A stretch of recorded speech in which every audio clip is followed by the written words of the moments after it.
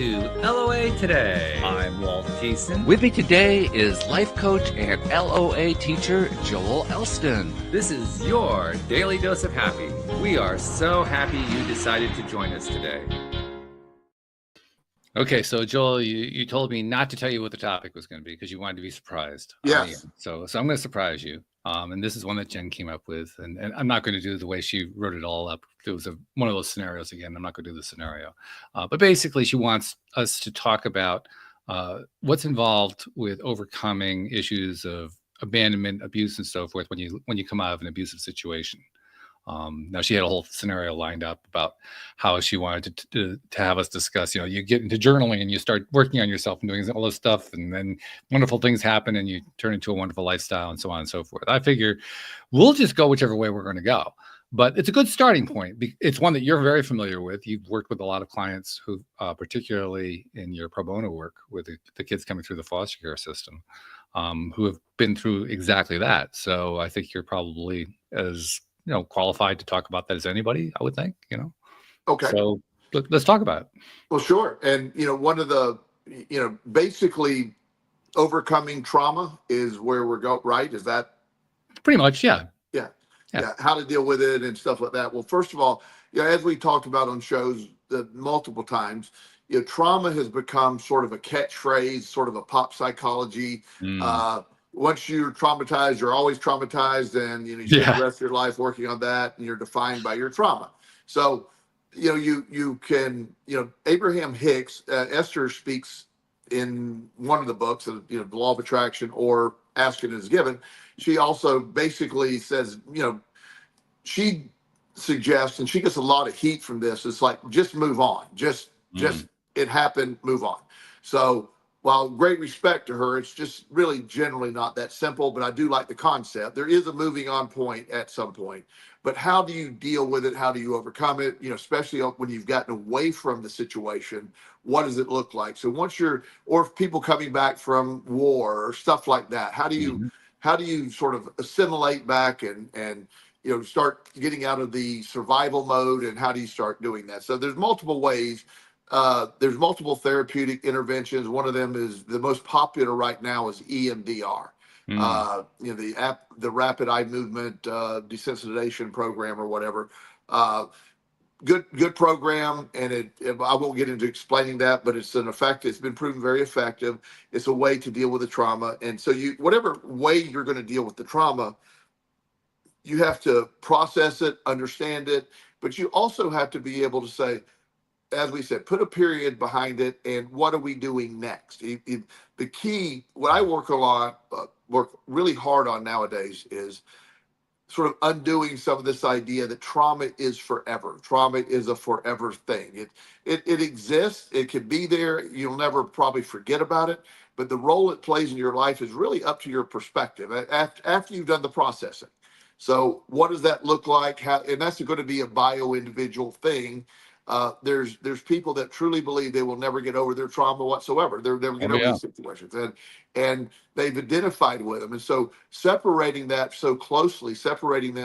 from that concept that is part of their definition of who they are. So it's really hard for that mindset. But then there's the other side of, I processed it. I realized I went through that. I was associated, this happened. I can't change it. I recovered. More the resilient growth mindset response is the one that I always try to push people to, lean them to, help them discover it for themselves. So a lot of it is just, it sounds so simple when I say that, but at some point, it's about what is right now, not what has happened, but what is right now. What is going on in my life right now? So I had a very unusual childhood, a lot of mental illness, I saw a lot of stuff I shouldn't have seen, went through a lot of stuff. And while that certainly in no means that was good for a little kid to go through. I'll never say that was good. I also had the loss of my son. I've had a lot of things that have happened that are not good. Yep. But from those things, I view it, for me, those were things that the overcoming process of those things made me stronger.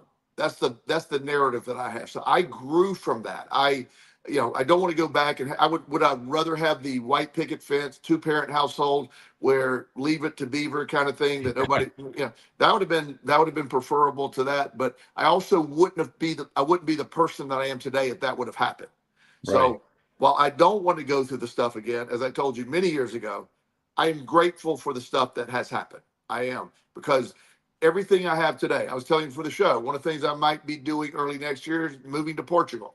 Oh, Maybe. Yeah. So if I do that, that would be fantastic. But that opportunity or that situation would never have existed if I didn't have the life I have that led me to this point right now. And true. so I look at it with my trauma broke me in some ways, then it made me. The healing process made me. So as with anything, one of the techniques I roughly use is neuro linguistic programming. It goes in the category of cognitive behavioral therapy, also sort of stoicism kind of stuff. That's sort of the category. Hmm. Uh, it's not generally accepted by traditional therapists, Right. but it is one of the things that I like to do. And so that reframing is key to a lot of this stuff. So much of your life is determined by your perspective. Hmm. So reframing is the key here. Is always reframing. And let's talk about what reframing is. I mean, I think most of our listeners probably are already well educated on the subject, but especially for newer listeners who may not know it, let's talk about the details of it. Sure. So, for example, let's pick a situation. Uh, your let's say your dad died when you were 10. It was very traumatic. It was horrible, and that's never going to be a good thing. And so the idea that you're going to be identified with that. But what was the effects of your dad dying? Did you had to mature faster? That some people, that might not be a great thing, but nonetheless you adapted, you coped with it. Some people, I've heard people in that scenario say it was horrifying, but my mom met another man, he eventually came into our lives, and what an outstanding person that was, who Hmm. happened to, so there's scenarios. What happened, and how can you change, how can you change your perspective of what happened? It's never going to be good that his dad died, but the reframe of what things came after that I optimized or was able to, I see in a more positive perspective. One of my clients is wildly successful. I mean, just one of the ones that's just probably, I don't know his number, but it's over a billion kind of thing. So it's Got it. super successful. So he hates his father. Hmm. His father's passed away. He hates his father. And the father, who was successful unto himself, when he was younger, the father told him, he was expecting to go into the family business. And the father Hmm. said, no, you got to go do this on your own. I did it. So he grew to hate his father. And in Hmm. response to hating his father, he went out and created an empire Uh-huh. that far exceeded his dad's. It Far exceeded exceeded. it. Okay. Yeah. But he never put that together. He's like that miserable SOB, and he used to always say that. And he spent a lifetime just hating his dad. And so that was a driving factor. Once we processed that, once we got to I said, you can hate him all you want to hate him, but that act made you one of the most successful people in the world. And he didn't like that flavor at first, but he Hmm. eventually bought it. He said, I'm still not going to be thankful for my dad. I said, I don't care what you're thankful for, not, but you got to acknowledge, if you would have went to work for him, you and your other siblings that did go to work for him would have split up a nice thing, and he'd be wealthy, but he'd have a, what I call a normal amount of wealth, just be Normal. fine, but he wouldn't I be love it. anywhere near a billion. And so that was an event. Once he reframed it, he saw the point of it. And so Mm. life tends to make sense. The story that I tell in my book, and I've replayed this multiple times, and I won't tell the entire story, but basically eating out of a trash can Mm. dumpster when I was in Las Vegas in 117-degree weather was one of the worst events of my life. Right. And then years later, like many years later, there was a situation where it actually helped me connect with what would be my son TJ, that I never saw the connection. So Mm. once I was able to see like, oh my God, I was able to relate to my son because of that, then I have reframed that eating out of a trash can is not the trauma that I always demanded it was. Now it's still not good, by the way. Eating out of trash can is not good, but without that event, I wouldn't have made the connection with my son. So I am grateful for the event, and I no longer consider that a traumatic event. Which is huge, by the way, Yeah, because that's one of those events you could have carried on continuously. yeah, and it's it's one of those things. I'll say clearly, once again, maggot covered burgers out of trash cans are not what I'm hoping for. No, no, no.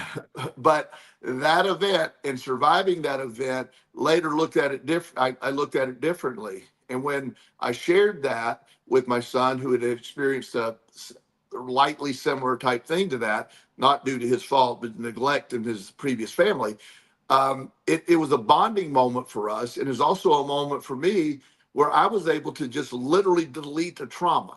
So people that say that traumas are there for it's not. I could retroactively go back and delete that. That's not a trauma anymore. It's like, okay, that was an event that was necessary to my story. And when you say delete it, you mean that what? It never comes back up.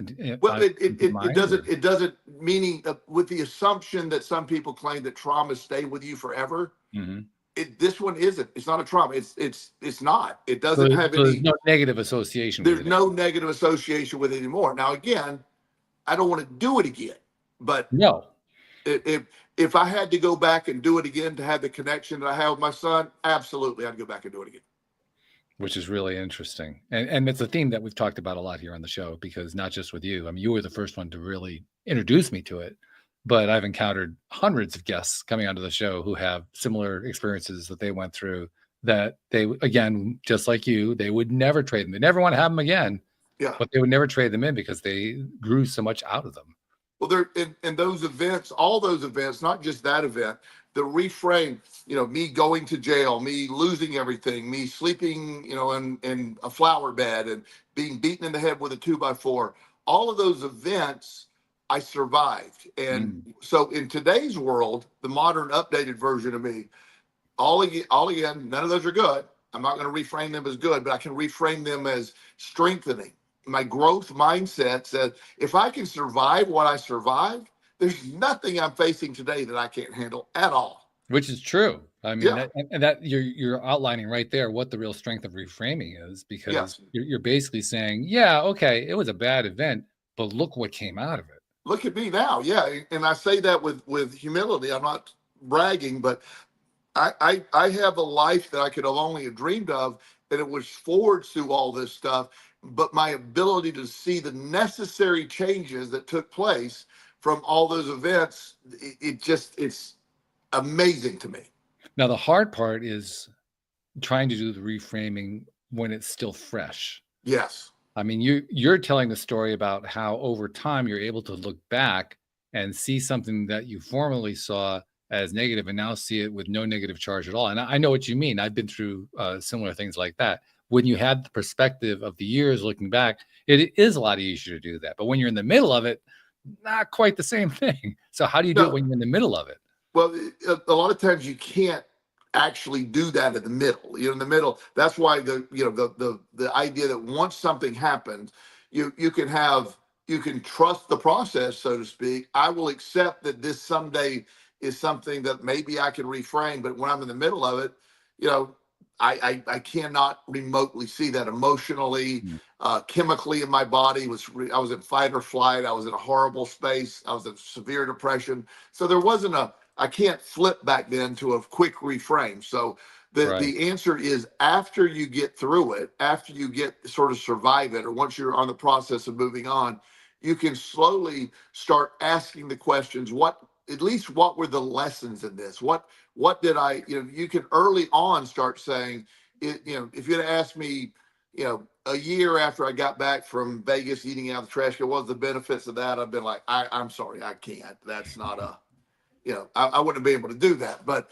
again, it was like 1989 is when that happened in the trash can. In 2000 and somewhere 1 or 2, a TJ came along. So it took about that long before that process flipped for me. Right. But even if you can't reframe it in the moment, you can trust the idea of reframing it in the future. So that can help as well. I'm going to do my work. I'm going to process the trauma, but I'm eventually going to work on a reframe, a sort of reordering of things. And correct me if I'm wrong, but I don't think I am. Even if you can't reframe it because it's too fresh, you can start the steps. Yes. Like for instance, one of the first things that I will do if I've been through something negative is, well, at least I'm not going through that again. Yeah. At least I'm past it for what that's worth. Well, I mean, it might be simple. Hey, I actually lived through that. That's something I lived through. Yeah. So early on, you can look for anything, or whatever you have to grasp for. But all of it is eventually. This is a cumulative process, and the idea that life is going to. I really believe that the direction of life is forward and positive if you allow it to be, or it's negative and stagnant if you insist on keeping it where it is. But if you're always looking for, I will survive this, I will do whatever is necessary to come through it, and then eventually you'll see the strengthening process. So one, like the man that made $1 billion, quote unquote, despite his dad. Yeah. He never stopped along the way when he surpassed his dad and the company and all the other stuff, and his dad reached out to actually congratulate him. And he refused to talk to him. He says, "No, you're beneath me now. What you did to me." He never let it go. And his dad died with him never even, acknowledging that. And he didn't even see it until him and I were talking. I was like, "You don't have what you have today if your dad didn't do that." So, you're welcome to hate him if that somehow benefits you, but you can't deny that the process did what it did for you.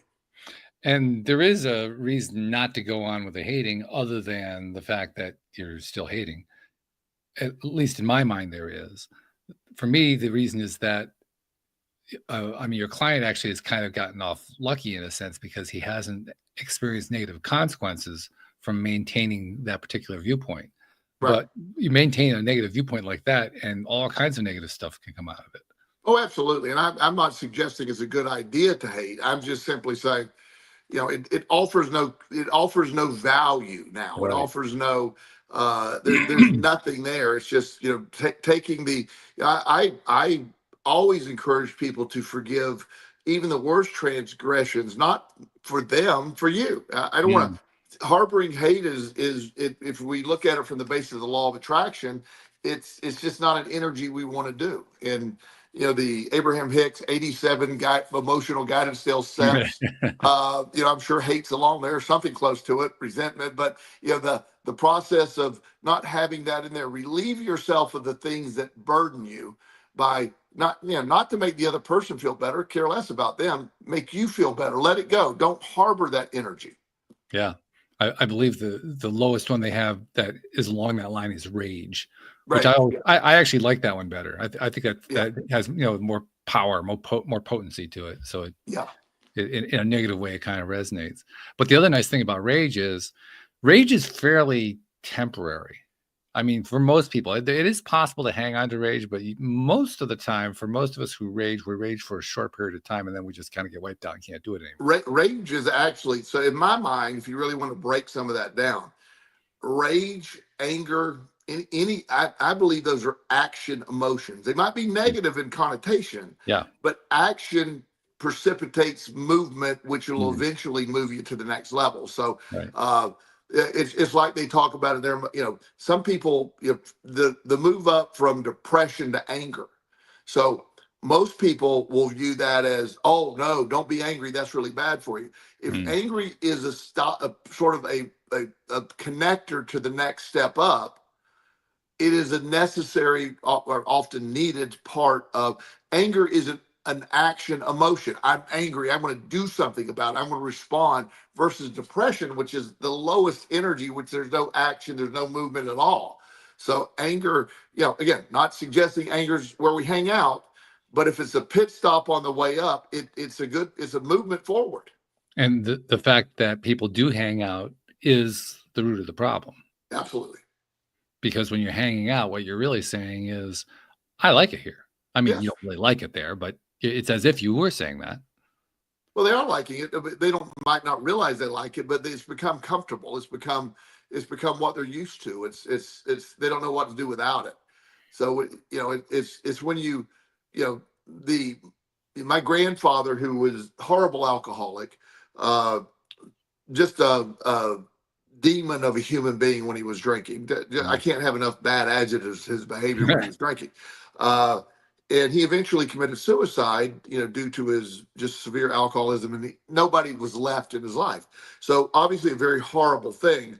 Mhm. Um, but what helped me understand a little bit better, he had a very traumatic childhood, and there were some Mm. events that took place in his childhood I was unaware of.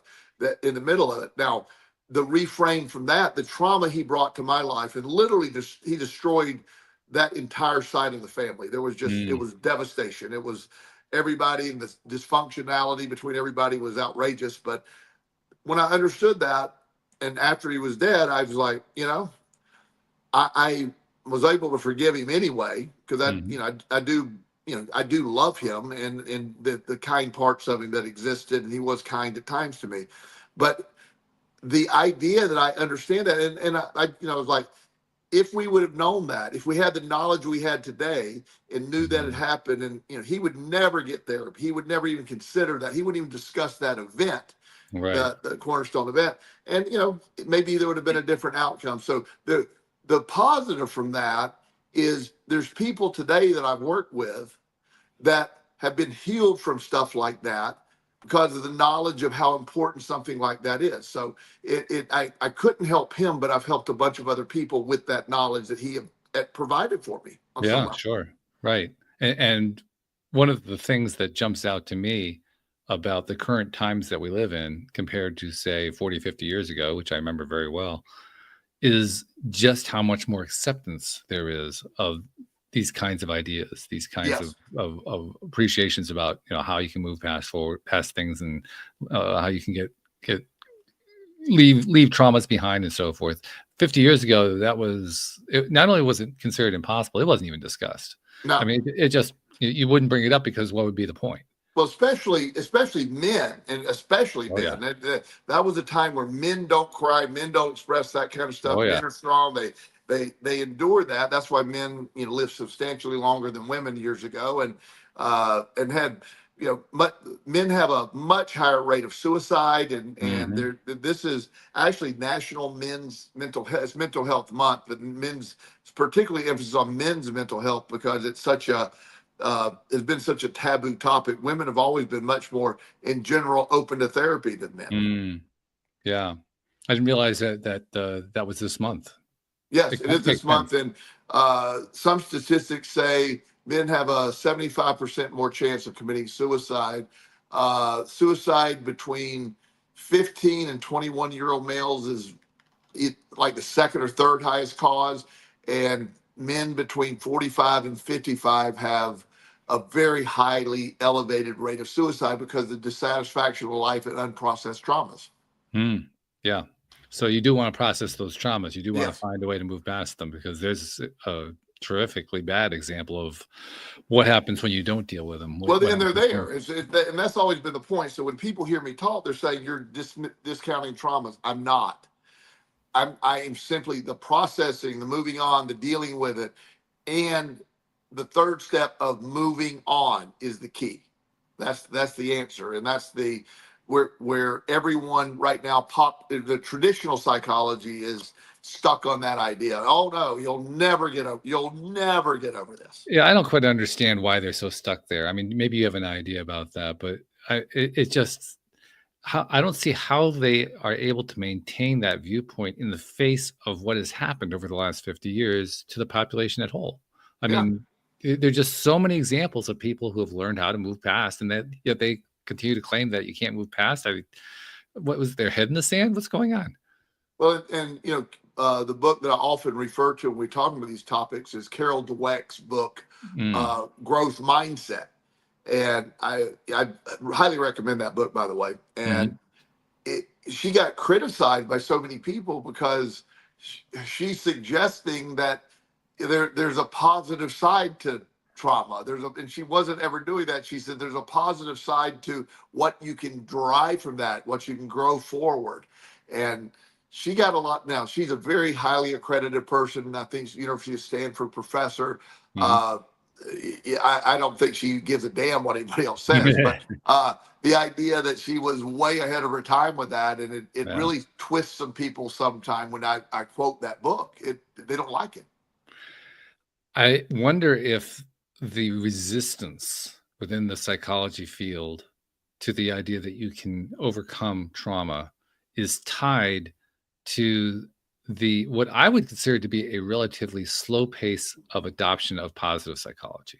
Positive psychology has taken over the psychological world in terms of having a major voice that didn't exist 20 years ago or Yes. 25 years ago. So, I mean, that part is undeniable. And yet, even despite that, if you look at articles written on Psychology Today or something like that, you see a lot of articles that they'll tip their cap to positive psychology. Yeah. They aren't willing to accept it, but they agree that, well, it's told us a few good things, so we'll pay attention to the few good things. But for the most part, we're just going to dismiss it. And yet, even in that realm, it's like there's a crack in the facade, like the facade is finally starting to break. It's really interesting to watch. Well, even in a similar manner, a lot of psychiatrists, several, in the 50s, there was a few of them that believed in the term transpersonal psychology. Mm-hmm. Transpersonal psychology is sort of what I practice. It is has a spiritual component to it, the value of spirituality, mindset, positive thinking. It's even sort of it's sort of a bigger category than just positive psychology. So transpersonal psychology is a belief in hope, internal dialogue, that kind of stuff. It is, to me, the ultimate form of psychology. And the ones that practice it, I've always sort of yielded to their beliefs. I love what they did. Along the way, it sort of was taken away from that. There's because of the spirituality component.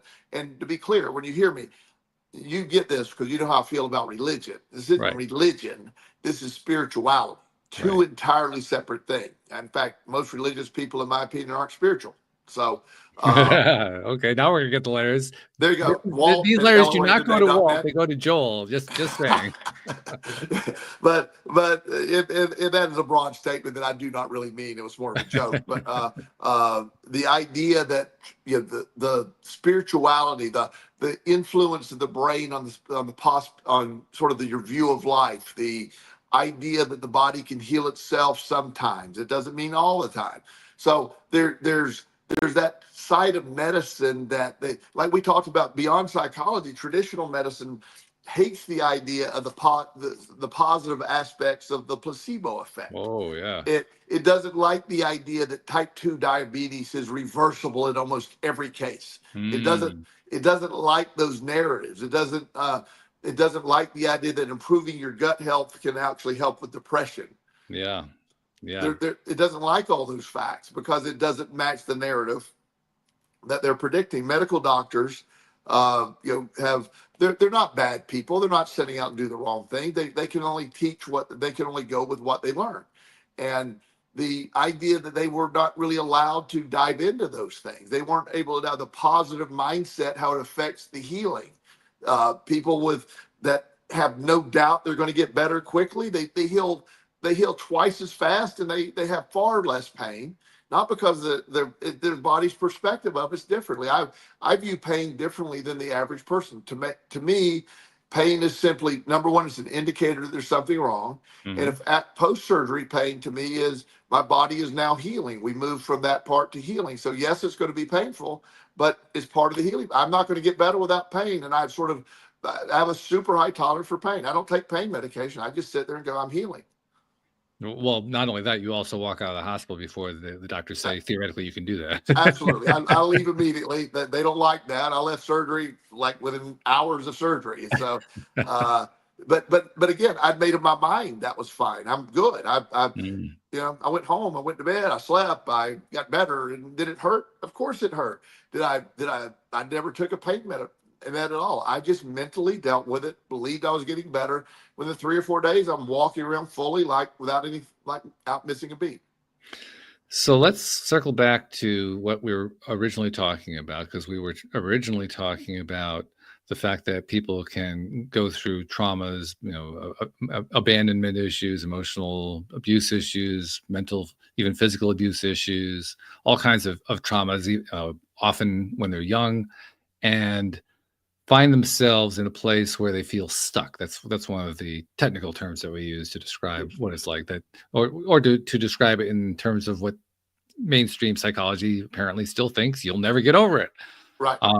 But we're going to assume for the sake of discussion that you can get over it. So let's go back to those. We touched on some of them earlier. We touched on the reframing concept, but let's go a little bit deeper. What else can we do if we're somebody who's dealing with a trauma, or maybe we've just realized there is a trauma that we haven't fully got our fingers on? Maybe we've never been to therapy about it, but we know there's something going on there, and we're considering the idea of going to get some help. But in the meantime, we're trying to figure out how to do it ourselves. Well, and that, I always encourage people, whether, doing stuff like that by yourself sometimes isn't the best effort, just because the mind, one of my favorite jokes is the most important organ in the body is the brain, according to the brain. Yeah, that's right. So, yeah. I like that. That's good. Yeah. The brain tells us it's the most important body part. So, yeah. So the brain told us that. So it's a little biased, by the way. Just a bit, yes. Yeah, but the idea is sort of a similar thing. So when you're in the middle of these things, whether it's a spiritual leader, a religious leader, or someone a good friend, or preferably a coach or a therapist, but someone to process that. You have, when you had beginning of your situation with your ex, where everything sort of fell apart that one night, you did a really good job of not trying to do the self-help, fix it myself thing. You immediately reached out. I knew that was not an option. Yeah, because the mind that you're in isn't able to really do that. I had a client in today, really nice young lady, very stressful situation in her life, and I don't have an answer for her to her problem, but by the end of our hour session, she was laughing and feeling better. Oh, good for her. So now she's in a mindset to move forward. And she said, I said, I didn't give you any answers. She said, but you lifted me out of that funk, and that's what I needed. So so what can we do ourselves is, there's countless ways of calming the central nervous system, of processing things. But it is always wise, I think, in the beginning, at least to seek advice, find a good friend, find people, support groups of people that have been through similar type things.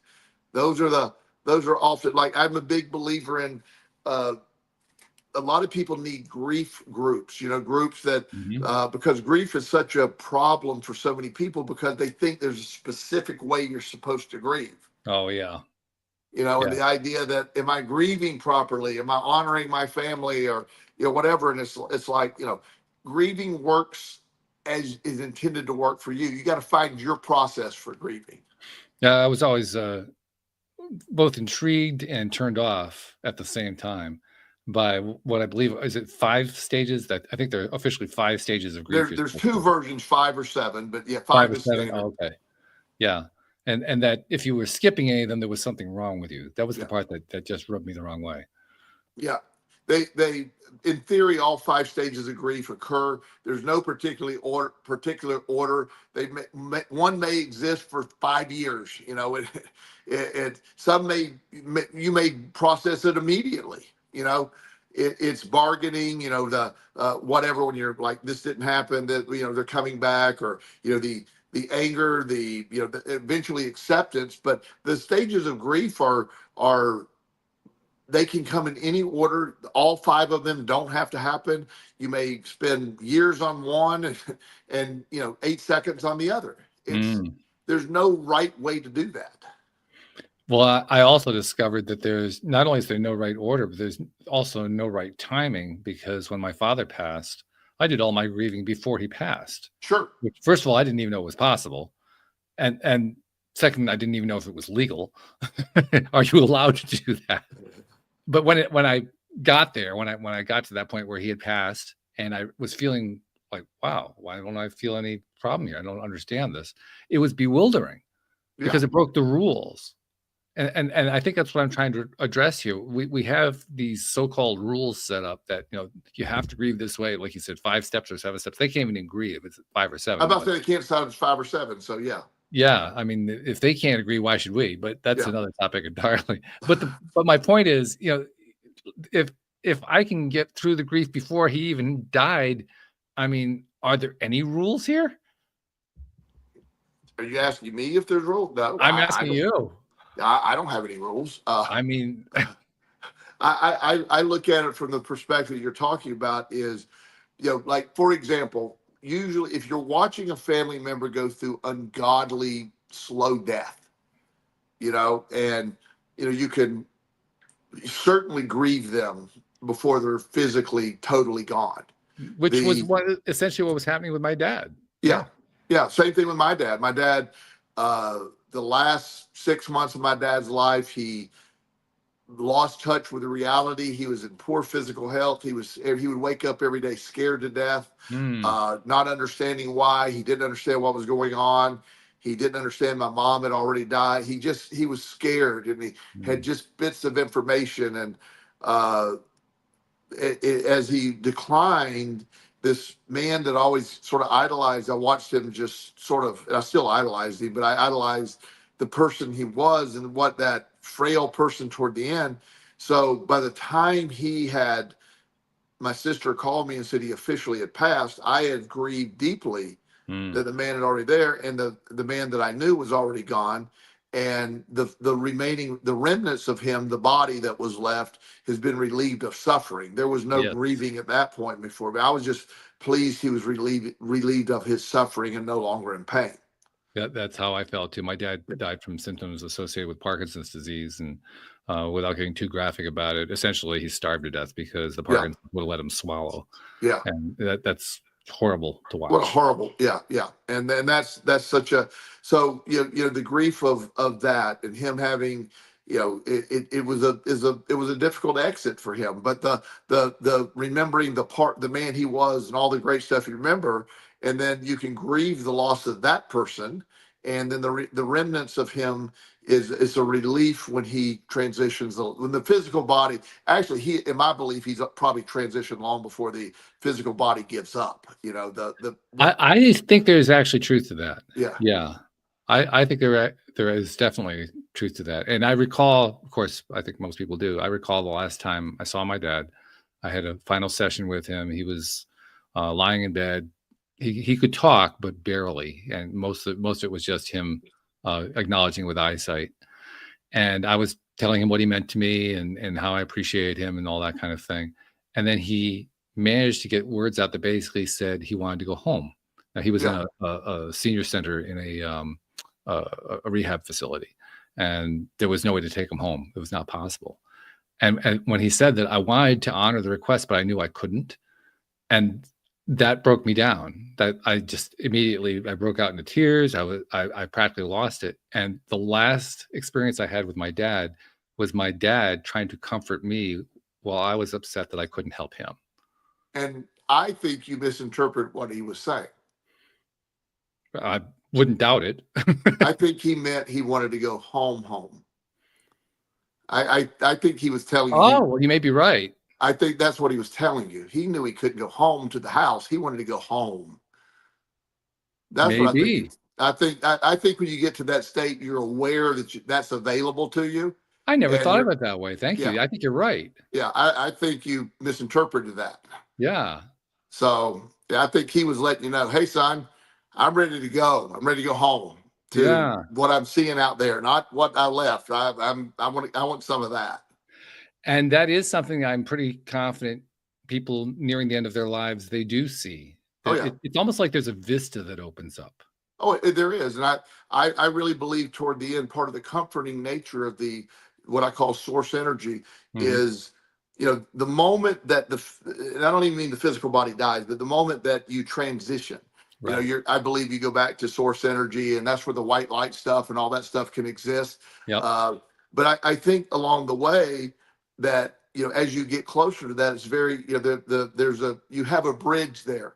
It's almost comforting, like, okay, we just got to wrap this up. When you get this done, we can go and head on over here. I think that's what Mm. it sort of lets you know, and it's comforting because I knew I had a friend whose uncle. I was very close to this guy, and he had a really bad cancer, and I went to see him. He was in the hospital and he was dying, but pretty lucid. And they said, be careful. He sort of they didn't say be careful. Just be aware he's a little wacky. And Mm. he's saying stuff that doesn't make any sense. So he recognized me immediately. We were talking, and I said, I said, man, I said, I'm so sorry you're going through this. And he said, it's about to get a lot better. Don't worry about that. And Ooh. well, I believe that too. And he goes, no, it's really about to get a lot better. I've seen it. And they said that's what his family was saying he was wacky about. I'm going, he's not wacky. He just saw that. Yeah. He's aware. He's happy. He went from, like, the thing that made me realize, so they're constantly, he was in ICU and they're constantly monitoring your blood pressure.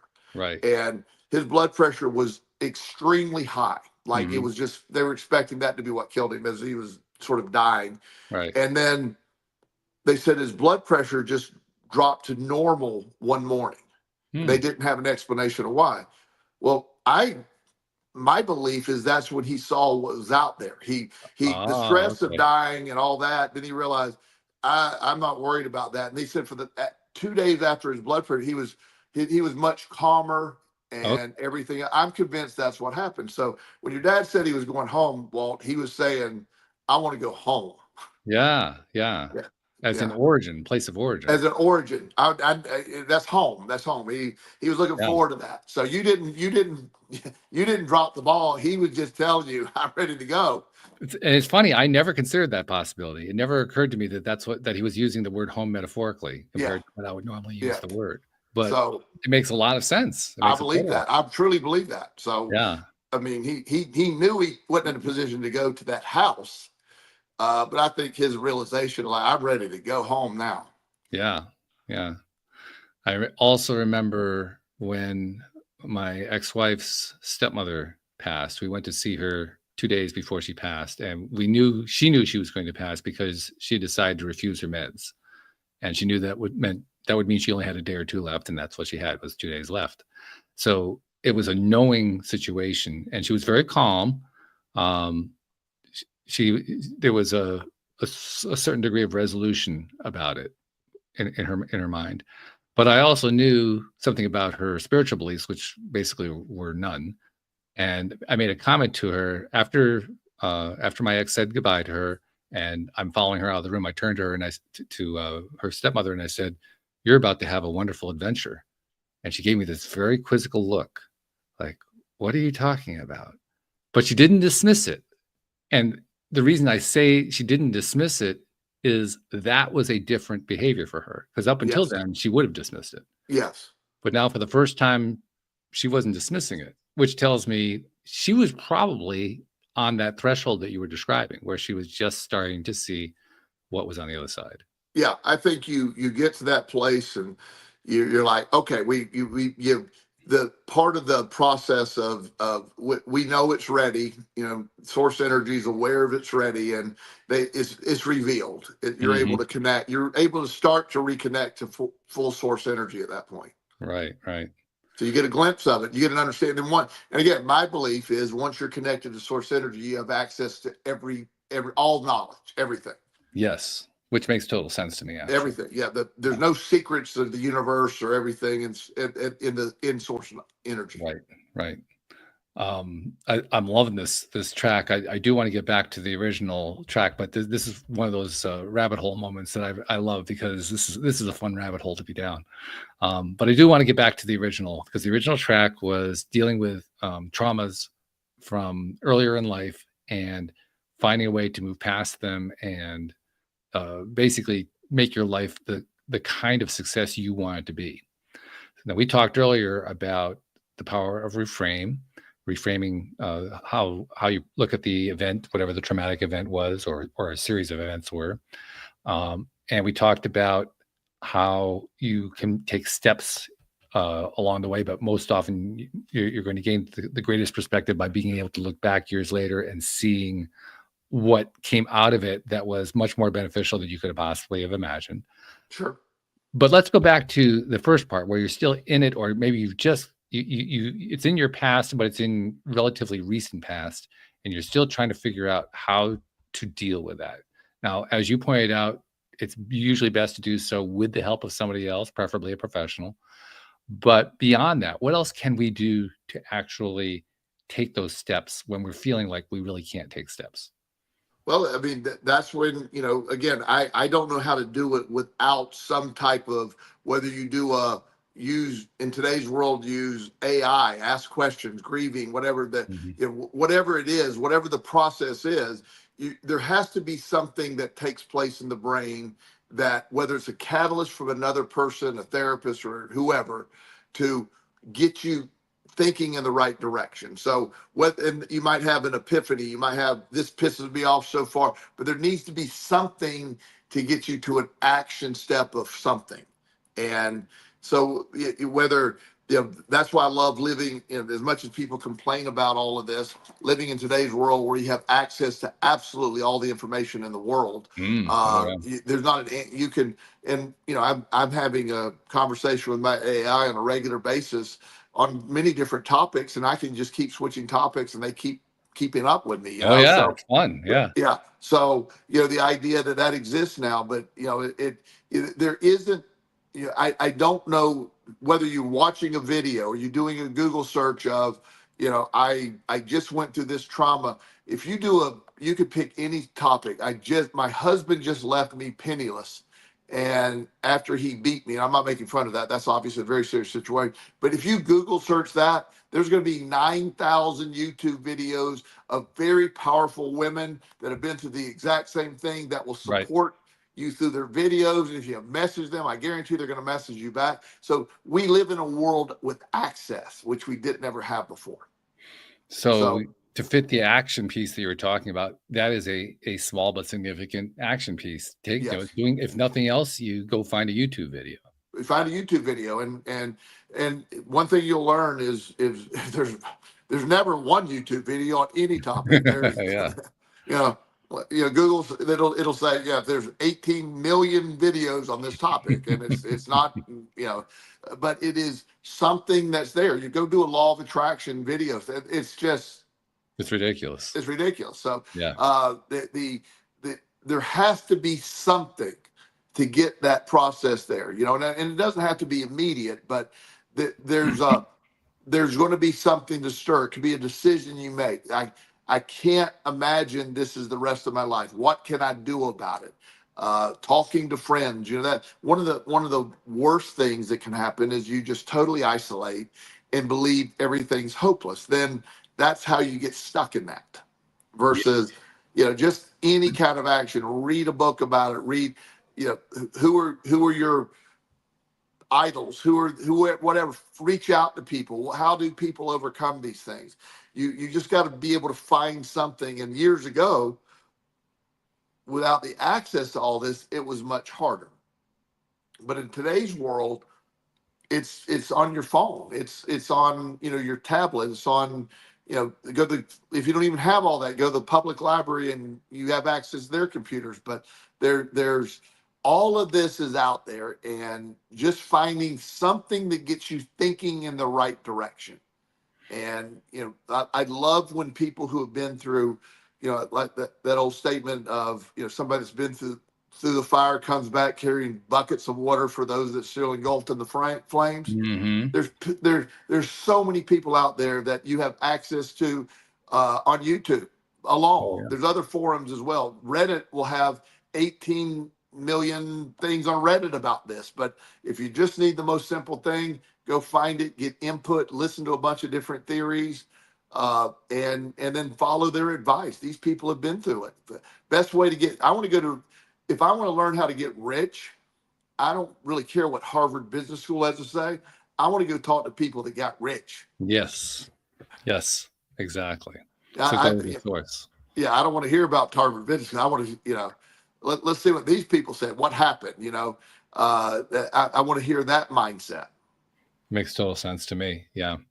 It's also fascinating how we can get stuck in those ruts, those cycles where we keep revisiting the trauma over and over again. And there's Yeah. actually a behavior that shows up quite often in these situations that if we can notice it in ourselves, that's how we can become aware of the fact that we have a trauma going on. Yes. And what I'm describing is where we're telling the same negative stories to anybody who will listen. Yes. I can't believe this horrible situation is going on. I can't believe like that. No matter what I do, I always get the same result. I can't believe that. There must be something wrong with the people or the things or whatever it is that I'm dealing with because I just keep getting the same result over and over and over again.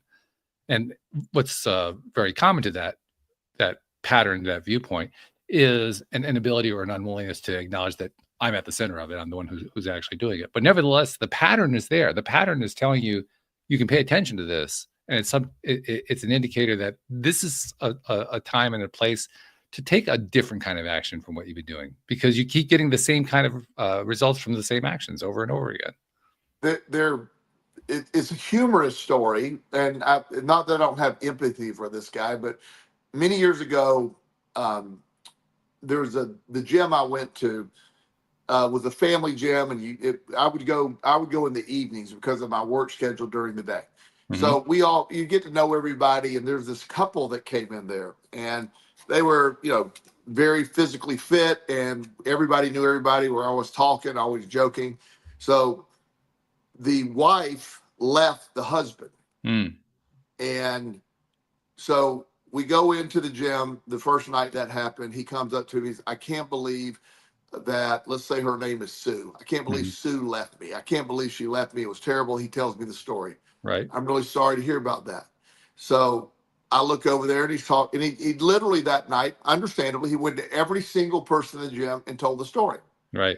And then the next night, he's telling anyone that didn't hear the story, then updating the rest of us on what else has happened. Right. And finally, after you can see people eventually intentionally avoiding him because they're so sick of hearing about this story. And so there's this one guy who's pretty much probably his best friend at the time, finally just told him, said, look, buddy, we're sorry you've been through that, but there's not a person in the gym that doesn't know about it. The young lady that watches the kid knows about it. So everybody. So at some point, we can't help you. You got to help yourselves. It was a joke. And so one of the jokes. Let's say this guy's name was Tom. We would walk around the gym going, "Hey, have you heard what happened to Tom?" And it just everybody would just die laughing because he told us all constantly what that was. Well, that's the funny side of it. To me, there's also the positive side. The positive side is if you could notice that something like that is something you're doing, that's a clue. Well, and that's what eventually helped him. I mean, being able to say, okay, I get it. Everybody heard it. And so no matter what happens when you're going through those situations, and they are horrible. I'm not minimalizing the emotional strain of losing or breaking up with somebody you're in love with. I know how painful that is. Oh, yeah. But at some point, there is that, again, that's a great example. That can haunt you forever, but it will get better. Now, it doesn't help to hear it's going to get better. It doesn't help. But to be able to understand this, I'm going to think about it. I'm going to replay every single word of the breakup in my mind over and over, looking for hidden meanings. What did she or he mean about that? You're going to just keep rehearsing the breakup until some point when you realize it just doesn't matter. And by the way, there is one thing that does help, and that is when you're going through that cycle, and I know what that cycle is like, it's miserable, but when you're going through it, deciding that somehow, in some way, you don't know how it's going to happen, somehow you're going to get to the point where it no longer bothers you. Right. Somehow you're going to get to the point where it's no longer an issue. And that seems inconceivable when you're in the middle of it. Well, my worst breakups where I was most heartbroken, looking back, I'm going, oh my God, I'm embarrassed. What the hell was I thinking? I mean, it seems why that even, but at the time it seemed so intense. And it is. I'm not minimalizing the emotion of it, but it's like, oh, wow. I've had a breakup, very dramatic breakup, probably when I was about 25, that was real serious. And it was devastating to me. I was still in the middle of my addiction. Things were really bad. Mm, And, I was like, I was wrong. It was all my fault, basically. mm. And, however, I was like, okay, I processed that, moved on. And then years later, she reaches out to me and I'm like, oh, no chance. No way. No, no, no.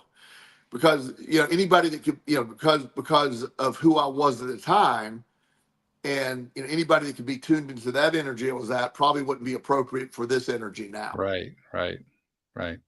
But the fact that we can actively choose something that we're not in, to me, Yes. is a great power. Yes. I think partly because it's almost like giving us a compass. We don't Yes. know the way out, but when we say somehow I'm going to get out of here, in a way it becomes a compass. Yes. And if you just stick with that, no matter what happens, no matter how many times you get pulled back into the trap, somehow it gets you out faster. And It I haven't does. quite figured out why. Well, it's one of the, to me, the I always tell the young people that go through that first or second breakup that I deal with, that is all, talk to your friends, hang out, Mm, do not isolate. yeah, Just go out. Try not to think about it. Go do other things. Whatever it is, go help somebody else. That getting away from it, because it's like, oh, okay, wait a minute. I know I'm going to be okay. There's that moment that you start to realize I'm going to survive this, and mm. that's important. I think probably what it is in part is you've derailed the train just Yes. by having that thought, and Yes. and derailing the train is really what you're trying to do anyway. Well, you're breaking the pattern of the redundant thinking pattern. The Right. idea that this goes and goes. The ideas that we keep punishing ourselves for those same thinking patterns. Like when you rehearse the breakup, when she said this word or she said that, and maybe she's going to call me back, and maybe and I'm like, okay, all those things are really irrelevant at this point. You're broken Mm, up. You have broken up. The idea she may come back, she may, or she may not, but nonetheless, you're not going to fix it tonight. It will not right. make sense tonight. I tell everybody, give yourself a break. Quit trying to make it make sense tonight. It won't. And that's true. Yeah. I remember when you said that to me when I went through my night. Uh, I, I think the way you said it was really, really helpful. You said you're going to be looking for answers. You're not always going to get them. Yeah. And it was a bit of a wake up call. It was a bit of a cold water call, but it was also quite welcome. Yeah. I mean, you're gonna have a million questions that there aren't going to be answers to, Mhm. and turns out you're right. Yeah, you're right. Yeah, you're right. That's it. Well, once again, I think we did justice to Jen's topic. Hopefully, it wasn't quite the way that she wrote it up, but I think we probably addressed it in a way that's going to be helpful to her. I So love that. Great topic tonight. I enjoyed it. I enjoy it as well. And thank you to our podcast listeners everywhere. We'll see you all next time here on LOA Today. Goodbye, everybody.